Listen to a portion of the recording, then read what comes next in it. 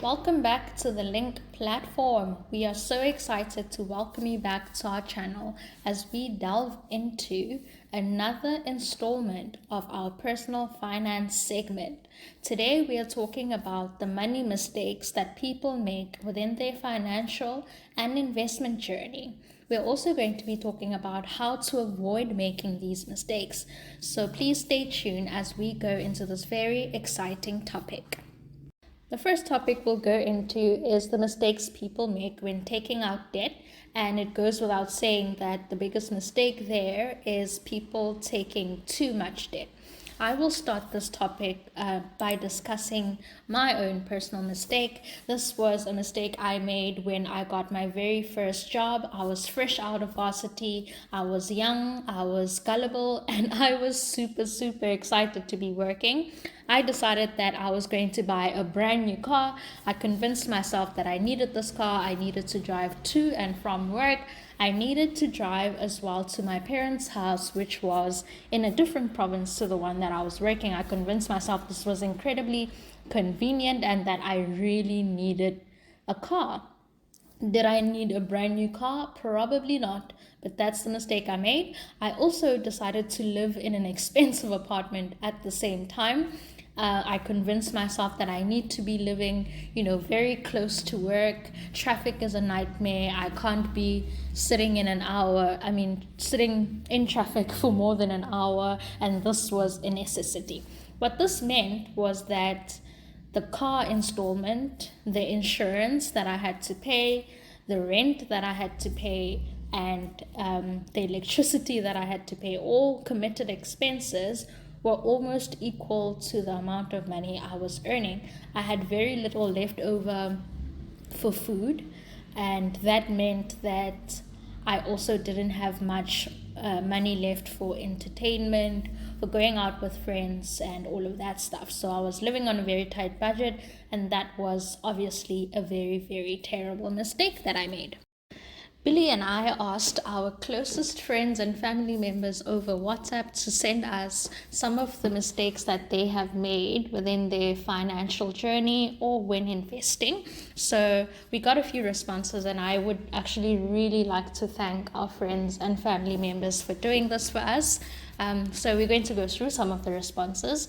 The first one on the left here is very similar to the mistake that I made, which is car financing. He said that at first he made the mistake of taking out car financing and then paying up to 2 or 3 times the value of the vehicle during the period of his loan. He obviously regretted doing that, and so he decided to save up money. Well, the next time he needed a car, he decided to save up money and actually buy a used vehicle. He also said that, that second option was also a mistake. There are various reasons why this could have been a mistake, because he would have had to waste a lot of money on repairing the vehicle, etc. Right? So if this person says using car financing is a mistake and then buying a car for cash is also a mistake, you would ask yourself, what then should I do? How can I fix this mistake? I will address this later on. Let's go on to the next mistake. She says that her biggest mistake was using debt for short-term pleasures without looking at the interest rates and other T's and C's, right? So short-term pleasures could mean a lot of things. It could be like a holiday. It could be clothing accounts. Fast fashion is a very dangerous thing. You could buy an outfit for like 400 rands, and then that accrues very high interest rates. If you don't look at the T's and C's of that, that could be quite dangerous. So that is a mistake that she has made. It's very similar to the one on the right, which also says that she has taken short-term debt, overdraft, and then she was slow to repay that back. She said that to me in a response. And then she says that another mistake that she made was being slow to invest. So she was taking overdrafts and then not investing at the same time, which is also very dangerous. The problem with like personal loans and overdraft facilities is the product itself is not a bad thing. What is bad is the way that you use it. So if you use it and then you take like 2-3 years to repay it, or you are permanently in an overdraft position, will you earn money at the end of the month, your salary, it gets paid, it gets used to pay back the overdraft facility, and then for the rest of the month what you're doing is just depleting the overdraft facility. We call those kinds of people, in slang, living in the overdraft. So that kind of usage of personal loans and overdraft facility is what is being addressed here, and that is obviously a very, very dangerous behavior. The next one says taking multiple loans to close debt. So that's when you find yourself in a position where you're in arrears with a particular loan. What you do is you borrow money from the next institution, use that money to pay back the loan where you are in arrears. That is called borrowing from Peter to pay Paul. That also is a very, very dangerous mistake to make, where you find yourself in this vicious cycle where you're constantly in debt, constantly borrowing more and more money to cover in the debt that you're in. Meanwhile, you are getting yourself further and further and further into debt. So that is very, very risky. There are many things that you can do to prevent yourself from getting into that kind of position, which we will address later on. The next mistake that we'll address is on the bottom right, and that is very similar to the other one. So they said they've taken personal loans without checking the interest rates, but at the same time, they don't blame themselves because they didn't understand what interest rates were. So they opened credit cards and they used it to the max, and obviously then the interest rates were very, very heavy. So obviously with that one, we can address what not to do immediately. That is basically, before you take any kind of financial product, do your research. I cannot stress this enough. I know the word research actually sounds like quite a laborious activity, but it can save you so many coins if you just do that. Just quick Google search, what is an interest rate? How does it work? If I borrow 200 Rand and my interest rate is 12%, or my interest rate is 15%, or my interest rate is 20%, how much do I pay back on this money that I borrowed over a period of 2 years? And you can see that the money accumulates. You end up paying 2 times the money you borrowed, depending on how high your interest rates are. So doing your research is actually very, very important, and I would urge you to do that before taking out any kind of financial product, no matter how good they make it sound to be. The next mistake is very interesting because it is on the opposite spectrum of the mistakes we just addressed, so I put it aside. She says that her mistake has been being too conservative when it comes to debt. She's basically afraid of debt and prefers not to use debt, and that has been the mistake that she has made. And I mean, my response to this one would be that debt itself is not a bad thing. I said this before. The bad thing is the way in which people use debt. So that's the dangerous thing, is not paying back the debt, waiting until you're in arrears, waiting until you get to a point where you can accumulate excessive amounts of interest, to a point where you're paying 2 times, 3 times, even 4 times the value of the thing that you used the debt for. So that's the dangerous thing. But I would encourage people to embrace debt within reason.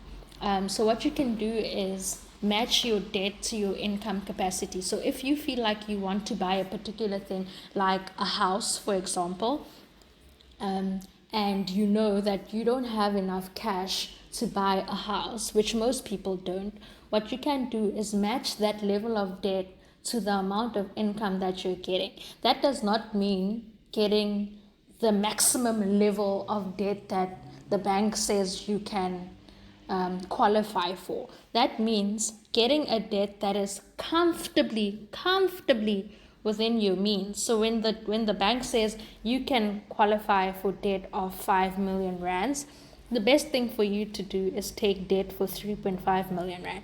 The reason I'm saying that is that gives you a headroom of affordability. So that leaves you enough room to invest some of your money.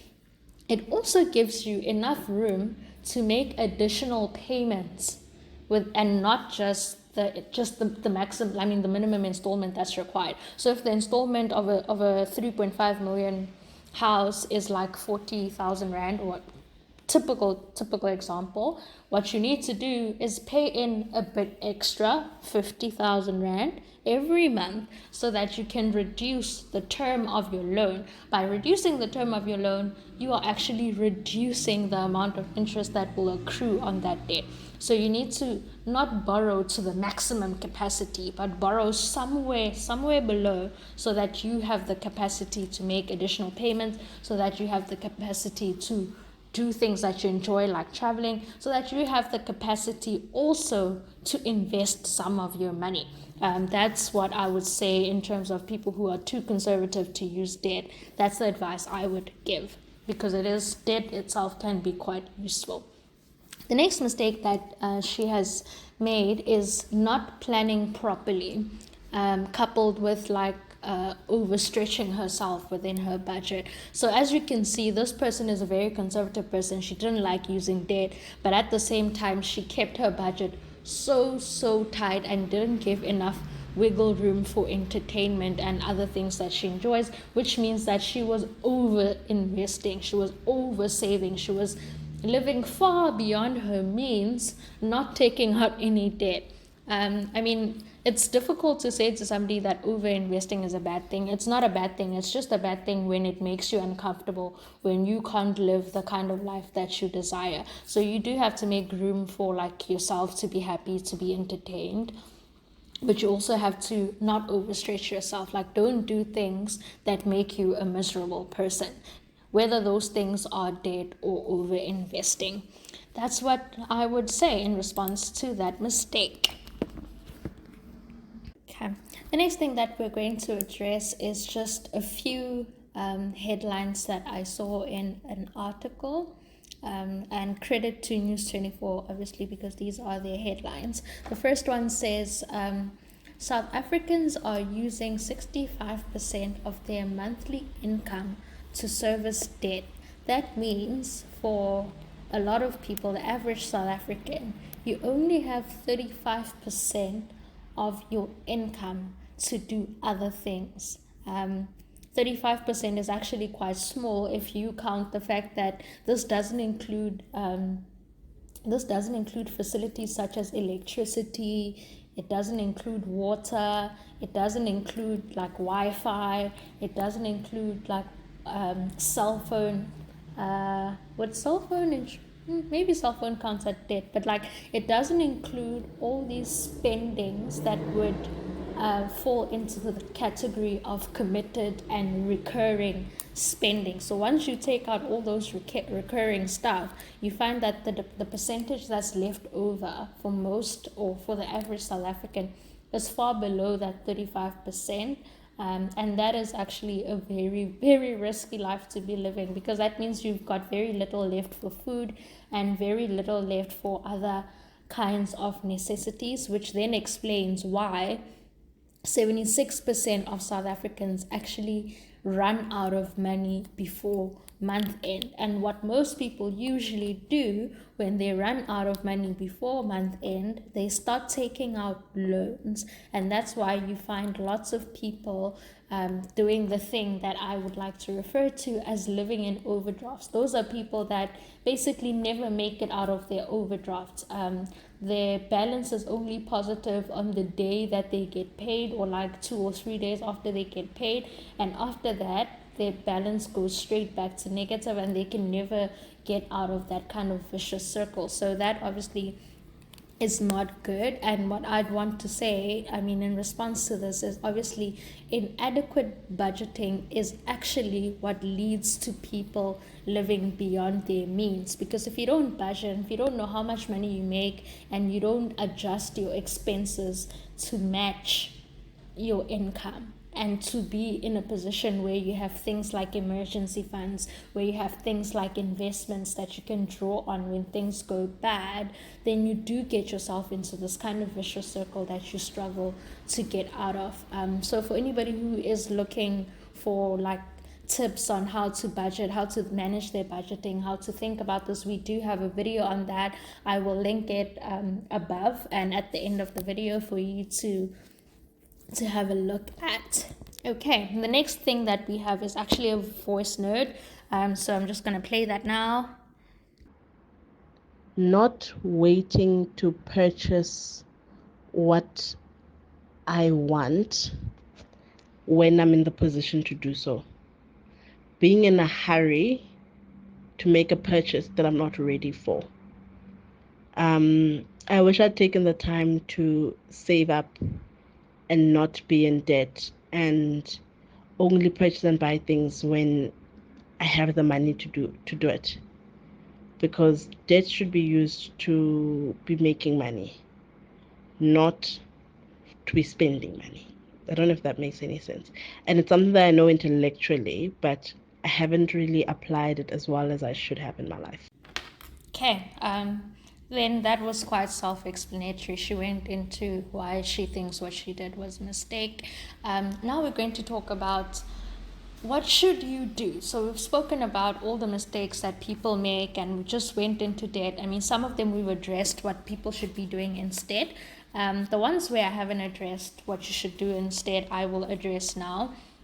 So the first and obvious solution to all of these debt mistakes is a monthly budget. Like I said, I will link the video to monthly budgeting. But in a nutshell, if you draw up your investments and then you make room for long-term investments, you make room for emergency funds, you make room for your car finance and for your house finance and all the other recurring expenses that you have, and then make room as well for things like entertainment, for things that may not be recurring but some months you do need them. So make room for those kinds of things within your budget. Okay, and then in terms of the mistake that we addressed earlier about car financing, where the one person said borrowing money for car finance was a mistake, but also buying the car cash was also a mistake because they could only afford secondhand vehicles. And what should you do instead? I mean, if both those things are a mistake, then it can feel like a trap and people might not know what they should actually be doing. The first thing is, when you're getting car finance, like I said, don't get the maximum loan that the bank says you can afford. Get a loan that leaves you headroom to pay extra every single month. So if the bank says you can afford 600,000 Rand loan, get something that's like, I don't know, 40% lower than the level that the bank says you can afford. That will give you an opportunity to consistently pay an extra amount. When you pay an extra amount, the term of your loan is reduced. So if you get a loan for 5 years and you consistently pay an extra amount, maybe you can reduce the term of your loan to 3 years.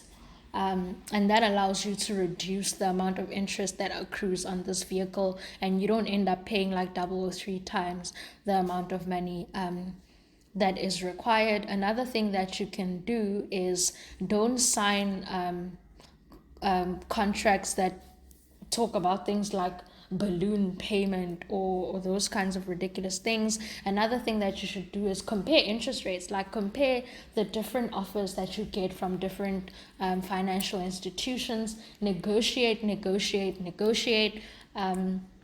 And that's what you can do. It's like you can use car finance, but you need to use car finance wisely. That's what you can do to avoid making vehicle finance kind of mistakes.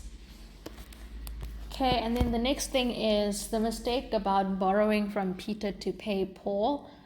What you can do is, if you find yourself that like you're listening to this video and right now you find yourself in this situation where you are overwhelmed by debt, you don't know what to do, you actually are doing your budget and you don't have enough money to pay back all your debt and to get yourself into a position where you can start saving and investing, there are services that you can call upon. You can start by doing debt counseling. I know that like debt counseling does sometimes get a negative rap, but this can be so helpful, and you can thank yourself. Like, just tell yourself you're going in for the initial conversation, hear what they say. You don't have to commit it to anything upfront. Hear what they say, evaluate, and see if the recommendations they have given you can actually help you, and then take the step. Take the step to fix the situation that you're in. Don't give up. Don't despair. It is very important for you to fix your financial position so that you can live a much happier life. With all of that was said in this video, please remember that this is a video where we're just highlighting mistakes that people make within their financial journey, and how they can address these mistakes, how you can avoid them. Obviously, I am not a financial advisor, so if you need more help with managing your personal finances, please contact a financial advisor who can help you further in your investment journey, in your personal finance journey, and in trying to get out of debt, which is very imperative. If you like our content and would like to see more of such kind of content, please remember to like, comment, subscribe, and follow our channel. That brings us to the end of our video. This is actually a two-part video. So the first one is focusing on debt, and then the next one is going to be focusing on mistakes that people make when they're making investments. So tune in to the next video as well for more on this kind of topic that we've addressed. Thank you so much for watching. See you on the next one. Cheers.